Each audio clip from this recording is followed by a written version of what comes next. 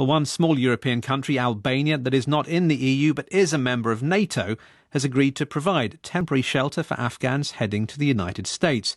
The first group is expected to arrive in the coming days. As many as 3,000 could eventually be housed. Albania's Prime Minister Edi Rama told me why his country had offered to accept them. Because it's about who we are. Albania was the only country in Europe that had more Jews after the war than before the war.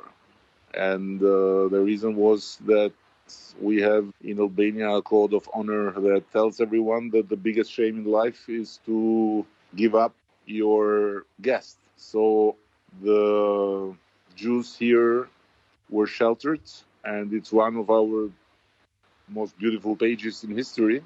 Secondly, we were Afghans a few decades ago when we escaped from Albania, the fortress of the North Korea of Europe under a very brutal dictatorship, and we knocked at the doors of others, and we were welcomed, of course, with many difficulties, but basically we were welcomed. And thirdly, because I think we need to do it also for our children. Our children have to understand that this is the world we live in, and we may not be rich, but we cannot afford to have a short memory. As you say, you're not a rich country. You might have to shelter these people for some time. Is that going to create much of a burden for Albania in practical terms?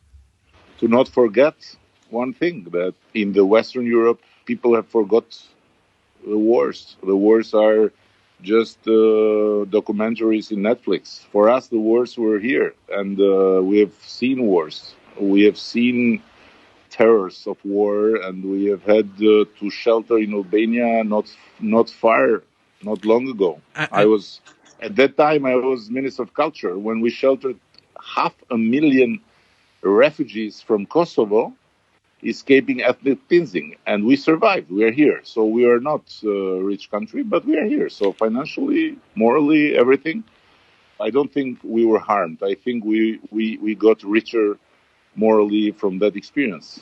There's been a pretty intense debate in Parliament here in Westminster about where the UK stands and what should happen, and why it, like other countries, failed to foresee how quickly the Taliban would take over. And questions have been raised as well about NATO itself, with the United States essentially deciding to go it alone, other countries like the UK, who had troops out there, feeling that they had no choice but also to pull out. Do you think that this has called into question NATO's purpose in any way? I find ludicrous, frankly, that the blame on US is being used to turn the back to the Afghans that need us now. Once we save these people. Second, we can debate whatever we want about NATO, about invading, about not invading, and so on. Of course, the withdrawal was a unilateral decision of the US, but we are all in this together.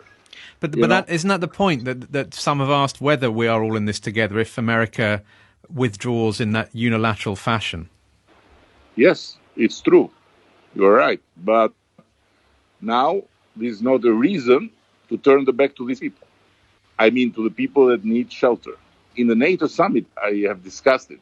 And I've said, I know, because we lived in a regime that was like the Taliban.